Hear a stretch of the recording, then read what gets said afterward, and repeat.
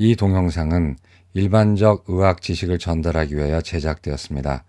개인의 특수한 상황에 대한 대답은 될 수 없으며 개별적 상황에 대한 개인적인 상담은 하지 않습니다. 안녕하세요 여러분. 닥터 조은근의 알기 쉬운 당뇨 심장병 이야기입니다. 저는 연세조은내과 대표원장 내과 전문의 조은근입니다. 요새 날씨가 아주 심술궂죠. 많이 추워지고 있습니다. 마치 갑자기 겨울로 들어가는 느낌인데 그러다 보니까 이제 운동도 잘 못하고 하고요. 최근에 많이 좋아는 졌지만 아직도 이제 코로나19의 영향력에 우리가 있기 때문에 조심하는 분들은 이제 나가서 운동도 못하고 헬스클럽도 문을 많이 닫았기 때문에 집에 있으면서 움직이지 않으니까 확진자가 되죠. 확실히 찐 사람. 그래서 최근에 병원에 오는 분들 보면은 살도 쪄 있고 그 다음에 이제 그 당도 조절이 안 돼서 오는 분도 많아요. 그리고 꼭 당뇨 환자뿐만 아니라 일반인도 자꾸 이제 살이 좀 찌는 경향이 있거든요. 그래서 오늘은 비만에 대해서 좀 말씀드리려고 합니다. 제목은 비만은 유전보다 나쁘다가 되겠고요. 뭐에 나쁘냐? 비만이 유전보다 나쁘다면 또는 비만은 유전보다 강하다. 뭐 이렇게 얘기할 수가 있는데 제2형 당뇨의 발병에 있어서 비만하고 가족력, 뭐 유전자 이제 이런 것들 하고 했을 때 어느 게 더 영향이 센 거냐에 대해서 이제 오늘 말씀을 좀 드리려고 그러는데 마침 아주 좋은 연구가 4월 15일 정도 나왔기 때문에 여러분께 한번 같이 말씀드리고자 합니다.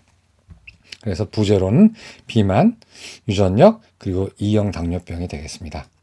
우리가 이제 아시다시피 당뇨병이라는 거는 이제 뭐 여러 가지 요인에서 생기는 거죠. 1형 당뇨하고 달리 2형 당뇨는 이제 가족력도 세요.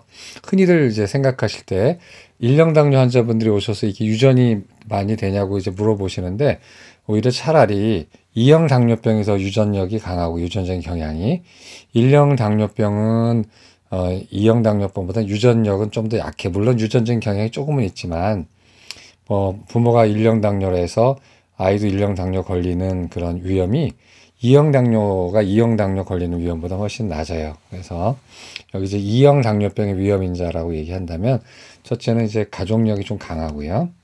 두 번째는 만병의 근원인 만병의 어머니죠. 흡연. 담배를 많이 피게 되면 아무래도 이제 당뇨가 더 잘 걸리게 돼 있어요. 만성 산화, 만성 염증, 췌장 기능 저하 뭐 이런 것들 때문에 이제 많이 생기게 돼 있고 심지어 코비드-19, 즉 코로나19도 흡연하고 비만인 사람이 안 그런 사람보다 12배 정도 더 위험이 높은 거로 돼 있어요. 그래서 흡연은 하여튼 모든 만병의 어머니니까 제발 좀 끊어주시기 바라고요. 그 다음에 또 이제 역시 운동 부족, 그 다음에 이제 만성 염증, 뭐 예를 들어서 만성 치주염이라든가 아니면 류마티스 관절염이라든가 아니면 뭐 여러 가지 염증들이 계속 있게 되면은 그 염증이 당뇨를 유발하는 경우가 많아요. 그래서 만성 염증인데 만성 염증이면 비만도 만성 염증에 들어갑니다. 그 다음에 또 잘못된 식습관, 그 다음에 이제 오늘 또 얘기하는 비만이 있어요. 이제 크게 세 개의 카테고리로 이제 나눠볼 수가 있어요. 그래서 우리가 한번 또 보게 되면 좀 여담이지만 다른 것 좀 한번 들어보시죠. 그 중에서 어떤 질병이 생기려면은 세 가지 요인이 합쳐지는 거죠. 물론 이제 아주 희귀한 유전병 같은 거는 뭐 본인의 후천적인 요인과 상관없이 유전자가 잘못돼서 생기는 유전병이 있지만 대부분의 경우에는 꼭 유전자가 잘못돼서만 생기는 게 아니라 그것이 발현되기 위해서 다른 여러 가지 조건이 필요한데 첫째는 어떤 질환이 생기려면 특히 이제 당뇨 같은 거 질환이 생기려면 어떤 요인이 가장 크냐면 첫째는 뭐 유전이겠죠. 유전이고 유전은 이제 선천이라고 얘기해. 선천 타고났다 해서 선천. 유전의 반대말은 살아올 때의 환경, 자기의 생활 습관 이런 거죠. 이거를 이제 후천이라고 얘기해요. 그럼 이제 옛날에는 선천과 후천의 싸움이었어요. 이제 그거를 영어로 얘기하면 nature, 이제 타고나는 거, and nurture, 이거는 이제 길러지는 거, 이제 후천이죠. 그래서 nature, nurture고 비슷하죠? 이 라임이. 그 다음에 우리 말로 하면 한문으로 하면은 선천, 후천 이제 이렇게 얘기를 할 수가 있고. 근데 이제 그것만 있는 줄 알았더니 여기 보게 되면 갭이 있어요. 충분히 설명이 안 돼요. 그래서 이게 뭐냐 했더니 알고 보니까 태아 시기를 어떻게 지냈는가 하는 거예요.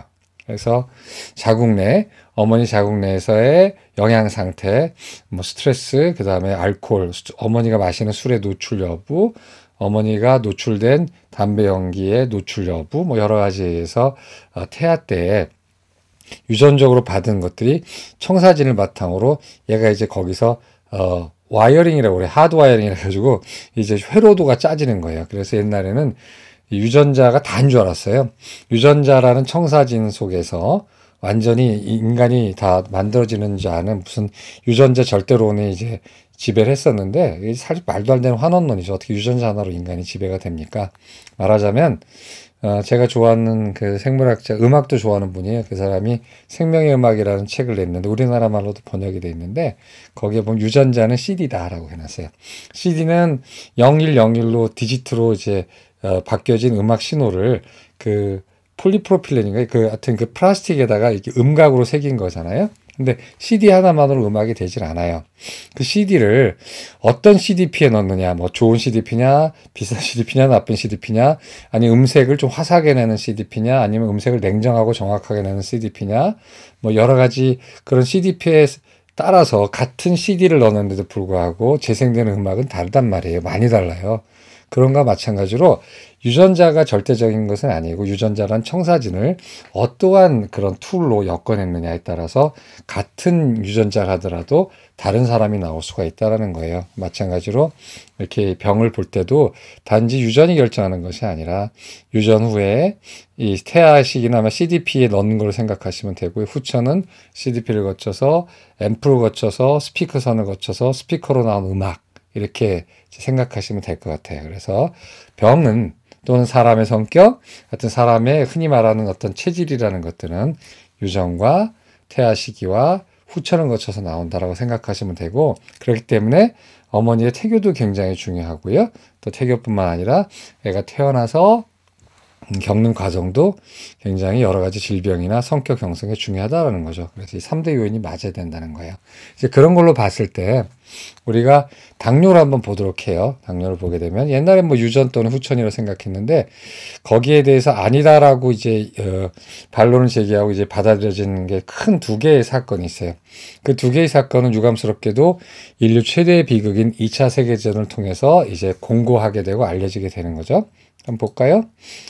태아 시절의 중요함, 2차 세계대전 때 첫 번째 일화는 더치 헝거 윈터라는 유명한 일화예요. 더치 헝거 윈터라는 거는, 또는 헝그리 더치 윈터라고도 얘기를 하는데, 2차 대전 때 네덜란드에서 일어난 일인데, 1944년에서 1945년 연합군이 독일의 손아귀에서 네덜란드를 해방시키기 위해서 공수부대를 투하하는 어떤 작전을 하는데, 그 작전이 실패했어요.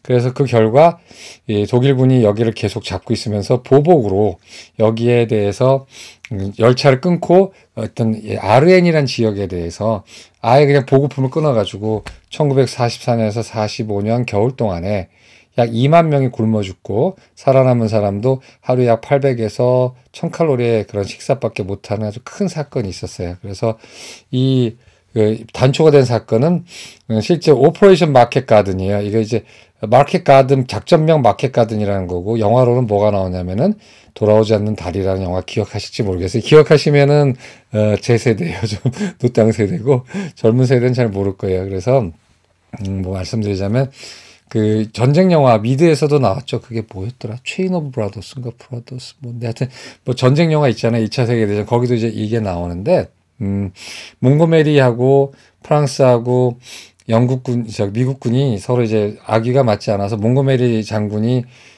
이 작전의 책임자였는데 좀 무리한 욕심을 부려가지고 공전 여단을 갖다가 교두보를 확보하기 위해서 여기다 투하하는데, 너무나 독일군의 저항이 거세서 다 포로로 잡히거나 죽거나 했어요. 그 다음부터 독일군이 이제, 근데 네덜란드 안에서 이게 협력을 했거든요. 네덜란드 기관사들하고 이쪽에서 총파업을 해가지고 독일군의 발을 묶어놓으려고 했던 건데, 이게 이제 잘못돼서 보복을 받은 거죠. 그래서 이때 이제 2만 명이 사망을 했는데, 그러고 나서 이제 한참 지나서 20, 30년이 지나서 이제 한 1970년대에서 80년대 사이에 이상하게 네덜란드에서 당뇨병이 더 많이 나오고, 이 지역에서요. 그 다음에 그 비만도 많이 나오고, 심지어 조현병도 좀 더 많이 나오고, 고혈압도 많이 나오고, 심장병도 많이 나왔어요.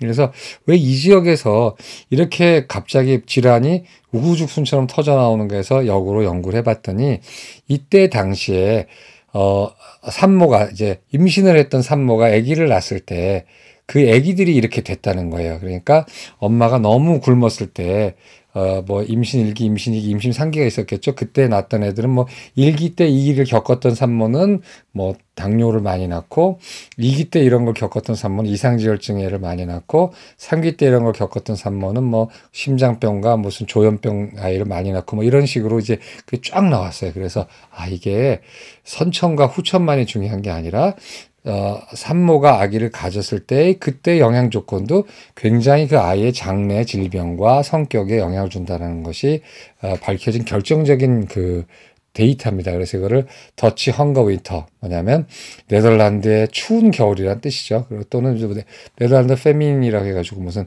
네덜란드 기근이라고 얘기하는데, 여담으로 이제 네덜란드 사람은 웨스트 저만에 속하는 같은 게르만계 중에서 굉장히 키 큰 게르만들인데, 네덜란드 사람이 독일 사람에 대해서 형제감을 느낄 줄 알고 한번 얘기해 봤었는데, 옛날이죠. 한 20년 전인데, 네덜란드 학회 갔을 때 굉장히 미워해요. 엄청 미워요. 왜 그런가 했더니 이 더치 헝거 윈터 때문에 많은 사람이 굶어 죽었고, 그때 많은 사람이 고생을 했다 해가지고 독일인에 대한 증오가 그때 있더라고요. 그래서 네덜란드 사람들은 이걸 홀로코스트 정도로 생각을 해요. 독일인에 대해서. 지금은 어떤지 모르겠어요. 이제 얘기 안 해봤으니까. 하여튼 그런 뼈아픈 기억이 있다는 겁니다. 자, 근데 또 다른 데서 또 다른 일이 생겼어요. 이거는 태아 시기와 후천의 상호작용에 대한 거에 대해서 또 우리한테 영감을 줬는데, 레닌그라드 시즈라고 해서 레닌그라드 포위라고 이제 얘기를 하는데, 이거는 더 끔찍한 겁니다. 아까는 동부전선 얘기했는데, 서부전선에서 나치 독일군이 그 전격적인 침공을 하죠. 소련에 대해서. 당신 소련이었죠. 소비에트 연방. 그때 레닌그라드를 먼저 이제 포획을 하는데, 지금의 상페테스부르크가 레닌그라드인데 1941년에 포위를 해가지고 무려 3년 동안 포위를 했었어요. 엄청난 대포위전이죠. 그래서 이때 400만 명이 죽었어요. 네덜란드는 한 해 잠시 겨울에 이제 그 일이 일어나서 1년도 채 안 되는 시기에 2만 명이 죽었는데, 이 레닌그라드 때는 400만 명이 엄청납니다. 그래서 그 많은 사람이 굶고 영양실조 걸려서 그것이 아주 돌이킬 수 없는 성인 시기에 그 성장장애도 낳고 그랬는데, 이때 태어난 아이들도 있었을 거 아니에요. 레닌그라드 그 시즈 때. 근데 이때 태어난 아이들은 아까 말씀드린 더치 헝거 윈터에서 태어난 아이들만큼의 성인병을 겪지 않았어요. 왜 한쪽은 네덜란드 아이들은 왜 그 성인이 됐을 때 그런 일을 겪었고, 왜 레닌그라드 아이들은 그렇게 덜 겪었느냐, 여러 가지 추론이 있지만, 레닌그라드 아이들은 태어날 때, 엄마가 임신했을 때 태어날 때도 저영양이었지만, 그 후에 뭐 아시다시피 소련이 계속 저성장, 그다음에 농업 실패 이런 것 때문에 배급제하면서 그렇게 풍족하게 먹지를 못했어요.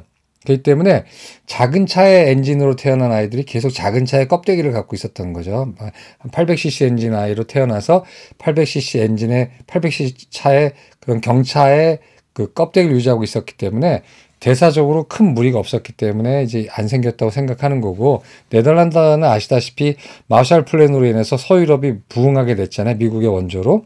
그러면서 네덜란드 아이들은 적게 태어났으나, 즉 800cc 엔진을 갖고 태어났으나 나중에 껍데기를 그랜저나 무슨 제네시스로 바꾸게 된 거죠. 그러니까 엔진이 성할 리가 없죠. 그렇기 때문에 태아 시기에 형성된 아주 작은 몸을 위해서 형성된 여러 가지 그런 대사가 나중에 이런 후천적으로 영양의 세례를 받아서 뚱뚱해지거나 이런 다음에는 견딜 수 없었다라는 걸로 얘기를 해요. 그래서 흔히 얘기할 때 레닌그라드 시즈와 그 다음에 더치 헝거 윈터는 아주 좋은 대비를 이루는 거죠. 그래서 같이 태아 시절에 같은 조건으로 태어났다 하더라도 후에 성장 과정에서의 다름으로 인해서 서로 다른 현상을 보여줬다는 거예요. 그래서 이게 이제 우리나라에도 적용이 되고 영국에도 적용이 되고 해서 수많은 논문이 나왔습니다. 그리고 우리나라도 아이가 저체중아로 태어나게 되면 나중에 오히려 당뇨가 될 확률이 높다라는 논문도 많이 나왔어요. 근데 지금은 다 애들이 우량아로 태어나잖아요.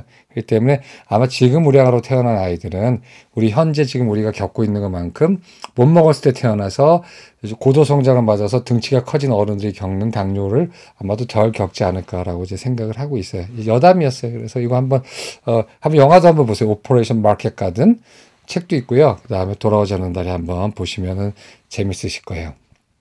자, 그 다음에 그래서 이제 다시 본론으로 들어와서 당뇨 좋다 이거 이제 이런 여러 가지 통해서 알게 돼 있는데, 그럼 우리 이제 그럼 유전적 배경과 비만에 대해서 한번 생각해 보자는 거예요. 왜냐하면 어떤 경우에는 유전적 배경이 크기 때문에 아무리 내가 열심히 운동을 하고 그 다음에 살을 빼더라도 나는 당뇨 걸려 하는 절망적인 생각을 가진 환자분들이 굉장히 많더라고요. 의외로 저한테 오는 분들 중에서 어머니가 당뇨예요.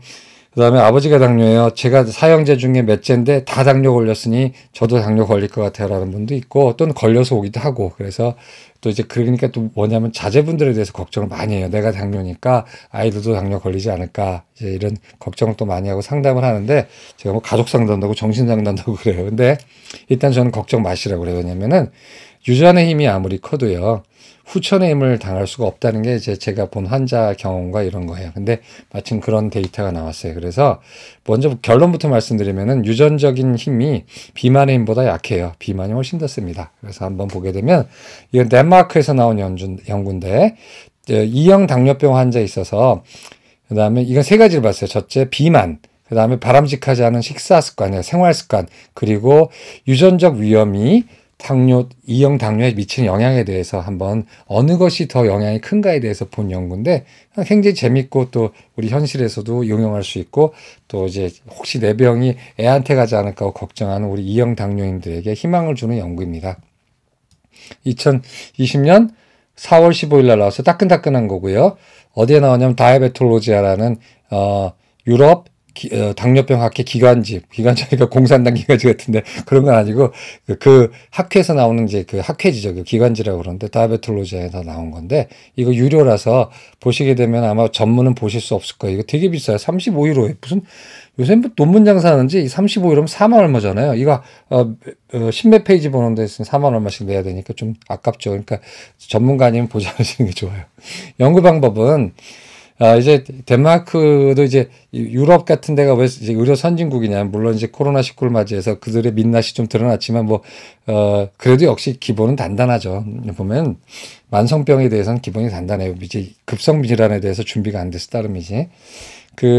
덴마크의 코호트, 여러 가지 코호트죠. 여러분들 이제 코호트라는 게 이제 많이 익숙해졌죠. 코호트 격리다 해가지고. 근데 코호트라는 거는 어떤 지역적으로 또는 어떤 그 여러 가지 그 공통점을 갖는 그런 하나의 동질 집단을 코호트라고 얘기해요. 그래서 이건 이제 지역적인 거 내지는 여러 가지 코호트 잡았는데 다이어트 캔서 앤 헬스 코호트예요. 이름이 그렇다는 거예요. 그래서 아무래도 또 보면 아시겠죠. 다이어트와 캔서에 관한 관계를 보나 보다 이제 이렇게 되는데 여기서 이제 뽑은 건데 4,729명의 당뇨인을 뽑았어요. 이제 그래서 평균이 56.1세고 여자 남자 거의 반반 됐네요. 그리고 약 14년 동안을 쭉 관찰했던 이런 코호트를 하나 뽑고 거기에 대해서 이제 케이스니까 하나는 이제 다른 쪽이 일반적인 사람들 뽑아야 되니까 일반인 코호트 5,402명을 또 골라냈어요. 그래서 그 중에선 579명의 당뇨인이 이제 섞여 있어요. 그래서 이렇게 봤을 때 이제 이런 스케일을 재는 거예요. 한번 이렇게 해서 이제 복잡한 통계 모르셔도 되고요. 세 가지를 냈어요. 비만도, 당뇨 유전 위험도, 생활습관 분류를 했습니다. 비만도는 BMI, 체질량 지수 30 이상을 비만, 25에서 30 사이를 과체중, 그 다음에 보통은 25 미만을 이제 비만을 세 가지로 분류했고요. 당뇨 유전 위험도로 해서 Genetic Risk Score라고 그래요. 그래서 GRS 스코어라고 그러는데, 이건 뭐냐면, 이제 우리가 여러 가지 연구가 많이 축적이 돼 있잖아요. 그래서 전 세계적으로, 이제 이건 유럽 사람들한테 한 거지만, 당뇨를 특별히 당뇨병이 잘 될 수 있는 위험과 관련된 유전자를 193개를 찾은 거예요, 위치를. 그래서 굉장히 많은 거죠. 그럼 193개 유전자 위치를 했을 때, 그런 유전자를 많이 가지고 있을수록 고위험군이라고 얘기했고요. 그런 유전자량을 적게 가지고 있을수록 저위험군이라고 얘기해서, 193개 유전자 위치를 갖다가 다 찾은 거죠. 그러니까 엄청나게 큰 연구예요. 그러니까 이 10,000명 가까이 되는 사람들의 유전자 분석을 다 한 거죠.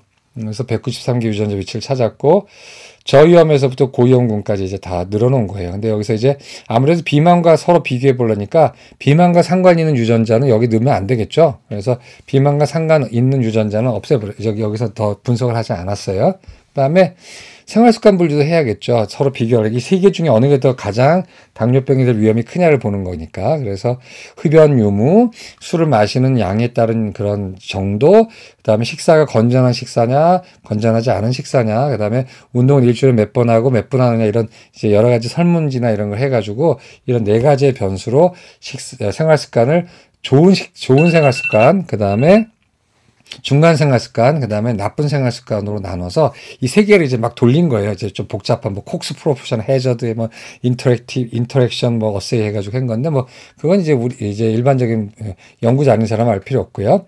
그래서 이제 일단 이제 로우 데이터 이들의 이제 기본값을 보게 되면은 이 두 코호트에서 비만은 21.8%, 과체중은 43%, 정상은 32% 정도 고르게 분포했고요.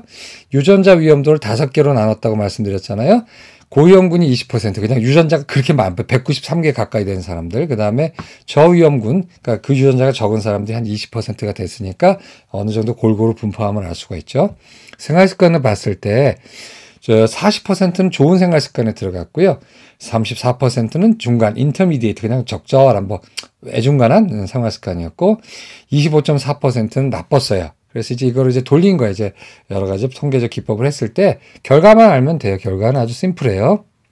자, 비만, 생활 습관, 그 다음에 유전적인 거 세 가지를 봤을 때, 단독으로 봤을 때는 비만 자체가 당뇨병 위험을 5.8배 높여요. 굉장한 거죠. 비만하지 않은 사람에 비해서 비만하다는 거는 당뇨병이 5.8배 높은 거예요. 굉장히 높은 겁니다. 위험도가. 나쁜 습관과 유전적 요인은 1.18배예요. 그러니까 나쁜 습관이 있는 사람과 나쁘지 않은 습관을 가진 사람들의 차이는 1.18배고 물론 비만을 뺀 거죠. 약간 무리는 있지만 그다음에 그다음에 유전적인 거는 이제 2배 정도밖에 차이가 안 났다는 거예요. 그래서 뭐 예를 들어서 가장 나쁜 유전자 위험과 가장 양호한 유전자 위험군 간에 그 당뇨를 유발하는 게 다른 거 다 똑같다고 그랬을 때 2배밖에 나지 않았다는 거죠. 그래서 심지어 좋은 생활 습관과 유전적 위험도가 낮은 사람들에서조차도 비만한 사람은 비만하지 않은 사람들에 비해서 당뇨병의 위험도가 8배나 증가했어요. 굉장히 증가한 겁니다. 그러니까 결국은 이 셋 중에 가장 당뇨병, 2형 당뇨병을 드라이브하는 게 뭐냐면 결국은 비만이란 뜻이에요. 그래서 모든 것이 특히나 모든 것이 다 나빠. 부모도 유전이야, 뭐 아버지도 유전이야. 그다음에 유전적 위험도가 많은 사람에다가 생활 습관도 나빠요. 담배 피워요, 술 많이 마셔요, 운동 안 해요, 다이어트 나빠요 하는 사람은 거기다 설상가상으로 비만하게 되면은 어머니 아버지 당뇨 없고 그다음에 본인 식습관이 참 훌륭하고 그다음에 비만하지 않은 사람에 비해서 위험도가 무려 14배예요. 이걸 퍼센트로 한 사람은 1400%죠. 어마어마한 거죠. 그러니까 이런 거예요. 그래서 셋 다 나쁘면 진짜 안 좋은데 그렇다고 하더라도 그중에서 어느 게 더 나쁘냐 했을 때는 비만하다는 것 자체가 비만하지 않은 거에 비해서 어마어마하게 나쁘다는 뜻입니다. 그래서 이게 이제 당뇨 예방이 굉장히 중요한 거예요. 내가 아버지 어머니가 당뇨라서 실망하지 마세요. 식습관하고 비만만 조절하면 그렇게 많이 안 생기거든요. 그 다음에 또한 본인이 당뇨라고 했을 때 자식한테 유전될까봐 너무 걱정하지 마세요. 죄수로하지 마시고. 왜냐면은 자식한테 유전되는 정도, 나의 유전력보다는 아이가 초딩 입맛을 해가지고 마음대로 생활하고 그다음에 치킨 먹고 피자 먹고 사이다 먹고 콜라 먹고 해가지고 비만해지는 거가 훨씬 더 위험하다라는 거예요. 그렇기 때문에 제가 늘 얘기하지만 뭐 이제 본인도 당뇨인데 뭐 20대 이제 아이가 걱정이 된다. 아이가 이제 30대 총년인데 맨날 이렇게 많이 먹고 해서 걱정된다 할 때는 이제 제가 그 당뇨 될까봐 걱정된다 할 때는 본인의 유전력이 본인의 가족력이 애한테 미친 영향보다는 그 자제분의 나쁜 생활 습관과 자제분의 체중이 훨씬 더 자제분의 당뇨 생기는데 기여를 많이 한다고 말씀을 드려요. 그렇기 때문에 지금 이 방송 들으시는 분들 혹시 본인이 당뇨인데 아이가 뭐 이제 초등학교나 아니면 유아인데 너무 죄스럽고 나 때문에 애가 당뇨가 되겠구나 생각하시는 분들 그러실 필요 없고 대신 아이한테 좋은 식습관을 길러주시고 운동을 자주 시키고 해서 좀 활동적인 아이를 좀 그렇게 교육을 시켜서 아이가 비만만 안 되게 하면 굉장히 많은 당뇨 예방할 수가 있어요. 그러니까 너무 죄수하지 마세요. 가끔 보면은 정말 훌륭한 부모 많아요. 저는 제가 이렇게 좀 체격 큰 거 뭐 이런 거 유전될까봐 무슨 아이의 죄스럽거나 이런 거 전혀 없거든요. 그렇게 괜찮은데 의외로 이렇게 좀 자제분들에 대해서 책임감을 느끼는 좋은 분들, 착한 분들이 많아요. 근데 걱정하지 마세요. 이 아이에게 좋은 식습관, 그다음에 운동 습관, 그다음에 좋은 체중만 가르쳐주면 돼요. 결론은 당뇨병을 예방하기 위해서는 유전력이 좋든 나쁘든 생활 습관이 어떻든 간에 일단 비만만 예방하시면 돼요. 물론 뭐 다른 것도 좋으면 좋겠지만 유전자는 우리가 바꿀 수 없는 거고 죄수라는 분이 많아요. 고지혈증 유전자도 그런데 정말 죄수하실 필요 없어요. 그건 뭐 자기가 뭐 원해서 받은 것도 아니고 원해서 애한테 준 게 아니잖아요. 그리고 또 부모의 수많은 좋은 습관, 뭐 총명함 내지는 근면함, 뭐 느긋함, 그다음에 뭐 이런 것도 다 애한테 가잖아요. 그러니까 뭐 좋은 것도 가는데 나쁜 건 안 갈 수가 있겠습니까? 같이 한꺼번에 가는 거지. 그러니까 그런 그 아이의 질병이 나를 닮았다 해가지고 정말 죄수로하는 분들이 많은데 전혀 그러실 필요는 없고요. 거꾸로 또 부모를 원망하는 사람이 가끔 있더라고요. 근데 그거 원망할 거 아니에요. 그거는 뭐 부모님이 좋은 점도 다 받았겠죠. 근데 그거를 보고 나쁜 점만 받았다고 생각해서 원망하는 사람도 가끔 있던데 그러실 건 없습니다. 그래서 일단 비만을 예방해야 돼요. 그래서 결국은 그거예요. 유전력은 있자. 어떻게 자기가 할 수 없으니까. 근데 좋은 생활 습관을 가지자. 근데 좋은 생활 습관 중에서도 가장 중요한 결론적으로 나타나는 지렛대는 무엇이냐? 그것은 체중이란 뜻이에요. 그렇기 때문에 물론 흡연은 빼고 제가 봤을 땐 흡연이 더 나빠요. 그래서 비만을 예방해야 된다 하는 건데 너무나 당연한 결론인데 그럼 비만을 예방하려면 어떻게 해야 되냐? 제가 팁을 가르쳐 드릴게요. 비만을 예방하기 위해서는 제일 중요한 거는요. 체중계를 사야 되는 겁니다. 가끔 저희 병원 오시는 당뇨 환자 중에서 살 빼려고 이제 살 빼는 당뇨약 계통이 있거든요. 이제 일반인은 먹어도 소용없는 거예요. 가끔 말이죠.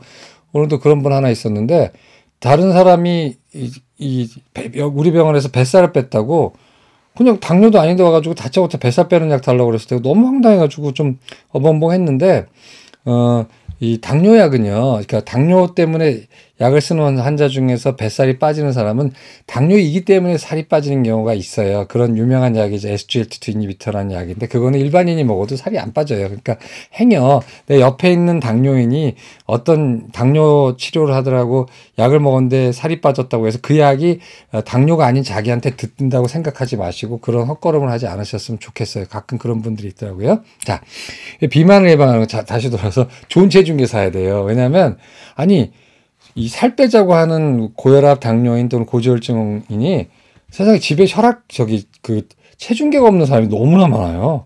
그래서 체중 재봤냐고 보면 아니 목욕탕에서 재는데요, 헬스클럽 가서 재는데요. 그런데 그거 절대 아니에요. 자, 고혈압인은 당연히 혈압계가 집에 있어야 돼서 매일 재는 게 중요해요. 뭐 늘 매일 잴 필요 없지만 의사가 재자는 기간 동안 재시는 게 굉장히 중요하고요. 당뇨인은 당연히 혈당계가 있어야 돼요.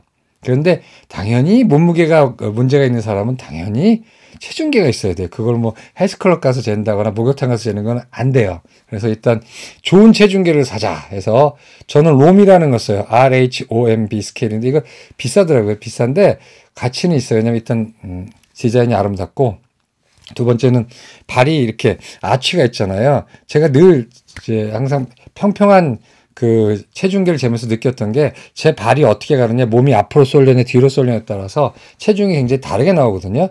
왜냐면은 발의 아치 따라서 이렇게 체중계가 붙지 않고 이렇게 있어서 이렇게 떠 있기 때문에 그래요. 근데 제 불편을 알았는지 우연히 보다 보니까 이렇게 발의 그 굽어진 아치의 형상에 맞게 체중계가 평평하지 않고 동그랗게 이렇게 볼록하게 나온 게 있더라고요. 롬이라는 거예요. 그래서 깜짝 놀랐는데 우리나라 거더라고요. 근데 좀 비싸요. 비싸고 이게 좋은 게 인바디도 되고 이제 블루투스로도 돼가지고 앱을 깔게 되면 핸드폰에 다 들어와서 매일매일 이렇게 잴 수가 있고 또 인바디가 되기 때문에 골격근 무슨 체지방 그다음에 뭐 근육량 그다음에 수분량 뭐 내장 비만 정도를 잴 수 있는데 물론 이렇게까지 안 하기 때문에 이렇게 직접 재는 것보다는 정확하지 않지만 내 거로서 내가 늘 매일매일 재기 때문에 어차피 그 안에서 비교하는 거기 때문에 이제 그게 큰 문제는 안 돼요. 저 이거 협찬받지 않았어요. 이제 앞으로도 뭐 제가 협찬받은 것은 협찬받아서 얘기할 텐데 이거 협찬받지 않아서 제가 좋아서 설명드리는 거고 또 하나가 있는데 옴론이에요. 옴론. 옴론이 이제 당연히 혈압계로 아주 유명한 가족용 혈압계로 거의 석권한 그런 건데 이 옴론에서 나온 또 체중계가 있어요. 그래서 이거보다 싸요. 롬보다 싼데 이것도 뭐 여러 가지 다 돼요. 내장 지방 지수, 그다음에 체질량 지수, 체지방률, 골격근, 신체 나이 메모리 뭐 이것도 돼요. 그리고 이거 블루투스도 되는 것 같아요. 그래서 제가 봤을 때는 좋은 체중계라는 건 뭐냐면은 일단 측정 오차가 적어야 되고 매일매일 비슷해야 되고 그다음에 인바디가 되는 거. 즉 인바디라고 하면 인바디는 상품명이죠. 그러니까 그 체지방량과 골격근량 이런 어떤 체성분이 좀 되는 게 있어야지 좀 생각하면서 체중을 재고 식사를 조절하고 운동을 할 수가 있거든요. 그래서 좋은 체중계를 사자. 롬하고 옴론 소개시켜 드렸는데 또 제가 모르는 좋은 체중계가 있을 거예요. 하여튼 간에 여러분들이 보셔서 마찬가지 옴론에서도 협찬 안 받았습니다. 그래서 보셔서 좀 좋은 걸 사세요. 그래서 왜 그러냐면 매일 기록해야 돼요. 근데 이걸 기록하는 게 요즘 혈압계는 다 기록을 자기가 안 해도 되잖아요. 이게 앱으로 돼가지고 블루투스로 들어오듯이 체중계도 앱으로 기록, 이제 매일매일 기록해야 돼요. 왜냐면 나 매시내하고 인상 깊은 것만 기록하고 그다음에 몸무게 높아진 거나 자기한테 불리한 거는 기록 안 하는 사람이 많아요. 그게 아니라 매일 재야 돼요. 그러니까 좋은 체중계를 사서 매일 동일한 시간에 재야 되고 매일 기록하고 그걸 그래프로 해야 돼요. 이 네 가지가 다 돼야 됩니다. 그래야지 살 빼는 기초가 된 거예요. 뭐 식사를 가끔 막 줄인다? 뭐 생각날 때마다 뭐 한다? 이거 소용없어요. 다시 다 돌아오는데 꾸준히 그렇게 뭐냐면 기록한다. 그래프로 남긴다요. 근데 아마 롬은 되고 옴노도 이렇게 설명서 보니까 그래프로 다 되는 것 같아요. 그래서 진짜 중요한 거는 살을 빼는 첫 단계는 또는 비만을 예방하는 첫 단계는 좋은 체중계를 사서 매일매일 재는 거예요. 그 다음에 저녁 식사를 좀 줄이세요. 아침을 많이 먹고 하면은 뭐 비만이 예방된다 그러는데 저도 해보면 출근하는 사람 바빠서 아침 많이 먹기 힘들어요. 그래서 그건 참 환자분들한테도 권하면서도 참 이게 될 수 있을까라고 하는데 대신 저녁을 적게 먹는 건 의지로 강하게 할 수가 있어요. 그래서 저녁을 뭐 반줄이라는 것도 아니고 두 숟가락 뭐 이런 한 10에서 20%만 줄여도 이 비만을 예방할 수가 있고 비만을 치료할 수가 있거든요. 그 다음에 거의 매일 운동한다. 이거 굉장히 중요한데요. 근육이 많아야지 기초대사량도 많아지고 살도 쉽게 빠집니다. 그래서 근육을 키우셔야 됩니다. 그래서 흔히 말할 때 비만 치료할 땐 유산소 운동만 생각해. 칼로리 써야지. 근데 그것도 중요해요. 당연히. 그러나 근력 운동을 게을리하면 안 됩니다. 왜냐하면 살이 잘 안 빠져요. 근력 운동을 안 하면은.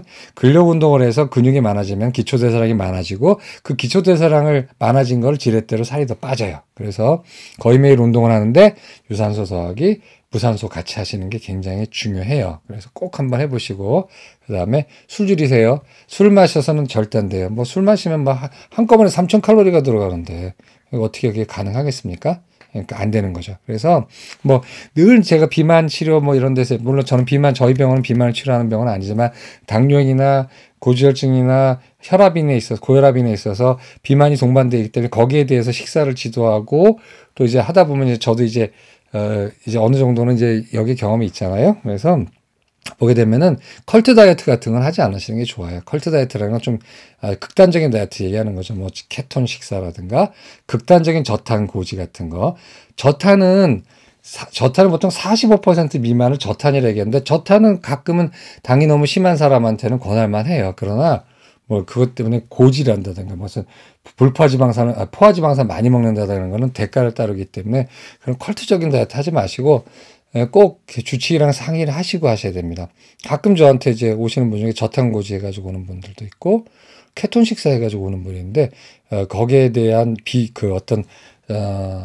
부작용이 만만치가 않아요. 물론 부작용이 없는 사람은 안 와서 제가 잘 모를 수도 있겠지만 부작용이 만만치 않은 것 같아요. 그래서 그런 걸 좀 조심하시면 됩니다. 그래서 오늘 당장 비만에 대해서 관심 있으시면 좋은 체중계를 사고 그 체중계 매일매일 되게 재밌어요. 저는 이제 이 아이폰에다가 넣어가지고 이렇게 매일매일 보는데 이제 제가 가르쳐 드릴 수는 없죠. 제 몸무게가 비밀이니까. 근데 저는 이렇게 살이 굉장히 빨리빨리 변해요. 뭐 잘 먹으면 한 1kg, 2kg 찌는 거는 우습고 빼기는 힘들어요. 얼마나 힘들겠어요. 그래서 막 하루 잘 먹으면 3일 정도 좀 저녁을 조심해야 되고 이런 상황이에요. 근데 대신 좋은 게 뭐냐면 체중계를 계속 재니까 저를 모니터하고 피드백을 줄 수가 있다는 거죠. 자, 결론 내겠습니다. 여러분, 당뇨가 무서우십니까? 당뇨가 무서우시면 유전을 할 수 없어요. 부모가 당뇨라도 할 수 없는 거고 좋은 생활 습관 더하기 제일 중요한 거 비만을 예방하세요. 그래서 다시 말씀드리지만 내 자제가 당뇨, 나를 닮아서 당뇨가 될까 봐 두려워하시는 분들은 아이들한테 좋은 식습관을 교육시켜 주시고 어릴 때 입맛이 되게 중요하거든요. 비만하지 않도록 조심하게 해주시면은 아마 부모로서 할 도리는 다 하지 않은가 하고 생각이 듭니다. 오늘 여기까지 하겠습니다. 감사합니다.